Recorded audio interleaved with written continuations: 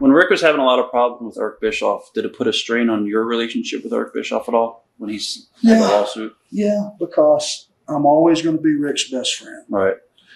And if they're in a squabble, he's probably going to be mad at me, and vice versa. If he's mad at me, he's probably going to be mad at Rick. And that's just human nature. What's your take on that whole situation that happened when? I thought it was very unfortunate because it was bad for WCW. It cut down, on Eric's creative juices. Obviously, when you don't have Ric Flair on your television, can't be a plus because he's a great segment. Every time you put him out there, he's a rating. He's an entertainment segment, and he always tries to give you, what you ask. Rick is an egomaniac.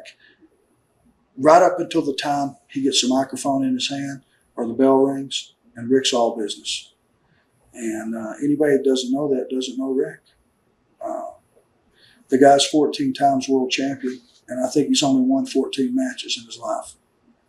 And that's the times he won the belt. I mean, you look back on it, Right. So out of 10,000 matches, he's 14 and 10,000. So if you look at it from that perspective. Do you think it was a knock on Rick that Eric put him in with the vignettes with the mental hospital? You think that was a dig at Rick? So how did Rick take that? Was he happy doing all the stuff with the?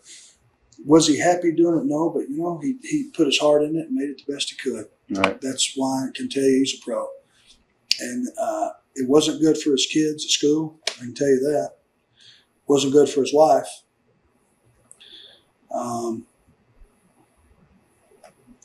Most wrestling fans would know it's just a skit on TV. There's some that don't. And let me tell you, my kid was going to school. My oldest boy was going to school with his kids at that particular point in time. And 12 and 13-year-old kids can be vicious. And they were. And that was hard on them. All right.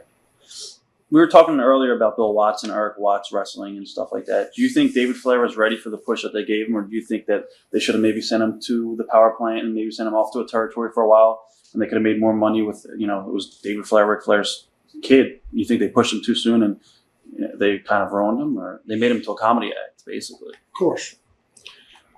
It was supposed to be a one-time deal. He was supposed to be there one time to wrestle on the pay-per-view, and that was it.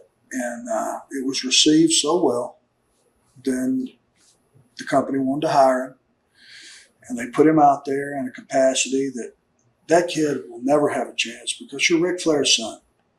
If you're equally as good or better wrestler than Ric Flair, you're still not Ric Flair. You're still never going to be the dad. It's an impossible situation. David will never be able to fill his father's shoes. He should be taken off TV. He should disappear right now and brought back 3 years from now. Go put him in a cave with 5 guys that are top flight wrestlers and teach the kid to wrestle. He's got to be. Does he have it in his heart? I mean, does he love the business?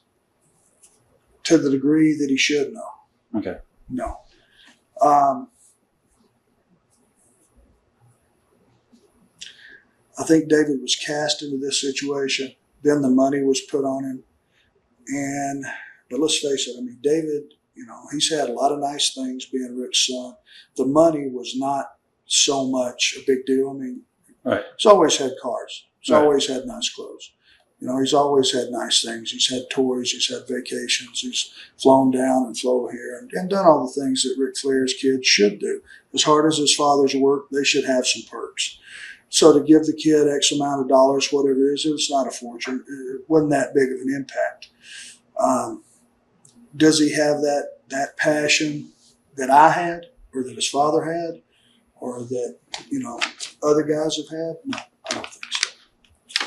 Do you think that WCW was better before Bischoff and Hogan came into the picture, or absolutely not? You think it's better that? Yeah. Right now in wrestling today, who is, in your opinion, the best worker? Chris Benoit. No hesitation. Okay.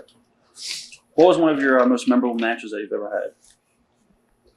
Rick in Asheville. Just for the emotion of it. The Rockers, with Tully and myself, stands way out. simply because I could perform. The match with the Rockers, I was performing at the very best of my ability, what I had to offer. With Rick, it was all emotion. What do you think was the downfall of Eric Bischoff?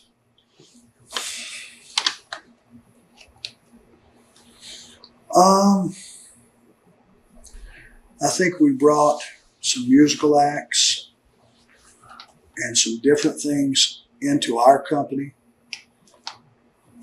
that needed us a lot more than we needed them. They bled off of us. We didn't need Master P. What a joke that was. We didn't need the Kiss character. Right. We didn't need Kiss. They got no rating on our show for their quarter hour. Non-existent. And it cost us a fortune.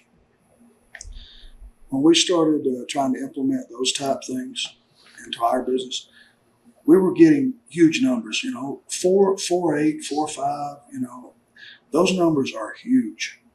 We didn't need anybody. And when people started showing up on our TV,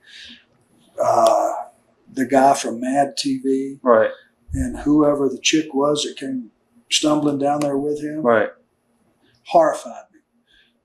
They hadn't been on TV since. Who were they? No one knew. No one cared. All these things that, people that just suddenly arrive on our television should never have been able to do that. And I think that type of mistake is what cost us. Huge. What were your early impressions of when Vince Russo came into power? A whole different psychology, a whole different deal. Great storyteller. Right. Do you think he disrespected the veterans?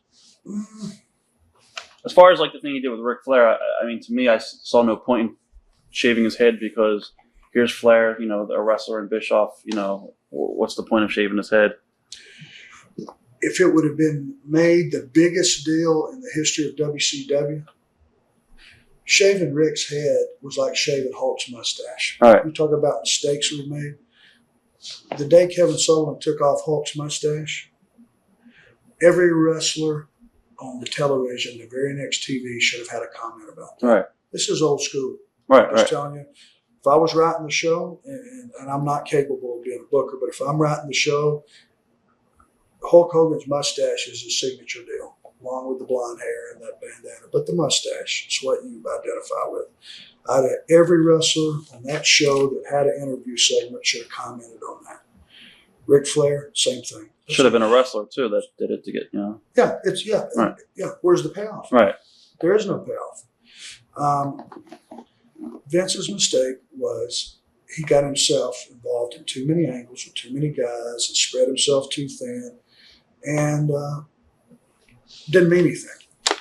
He's got 15 guys mad at him. He's only one guy in one match per night. Right. Too much, and that happens a lot of times. Do you think it's good for him to put himself on TV as much as he did, or No. No. No, it's never that good. There's an old cliche in the wrestling business: you can't book and work. Right. You can, but it has to be one angle at a time. Eric Bischoff had the most heat of anybody I've seen at that particular time when he switched to NWO. It was huge, huge. No one should have gotten to him for 6 months, 8 months. And that's just wrestling 101. Well, you start trying to get involved with these different guys, and before you know it, you spread yourself so thin. How would you compare Vince and Bischoff to each other? And do you think they'll ever be able to work together without any problems, or you think that's already a done deal? I never say never. Never. If it's in both their best interests and Right. there's a dollar involved, you bet your ass they'll be together. Of course, they will. Anybody can swallow their pride. Never say never. There's guys that have worked on top and worked 500 times that hate each other's guts. Comparing the two, I think they're both driven. I think they're both motivated. I think they're both very intelligent. Here's the difference. Vince is a captain of his own ship. Total autonomy, the final word. Doesn't go anywhere. He owns his own company. Eric had limited total autonomy, but he had other people to answer to. when that's the case and you're in a corporate environment, you're never going to be able to go full bore. That's what's always going to separate you. Vince is the owner. Eric's the boss of someone else's company. If Vince were ever to make you another offer to come back as a road agent, would you want to do that, or do you want to remain with WCW? I don't know. Depends on how lucrative the offer was, how many days. Again, Right. I got a 3-year-old again. I don't want to be gone all the time. I'm 42 years old. I don't want to spend 24 days on the road. If he made me an offer that was tremendous and I was going to be gone 12 days a month, it'd be something to consider. Watch thousands of exclusive shoot interviews right now on TitleMatchNetwork.com.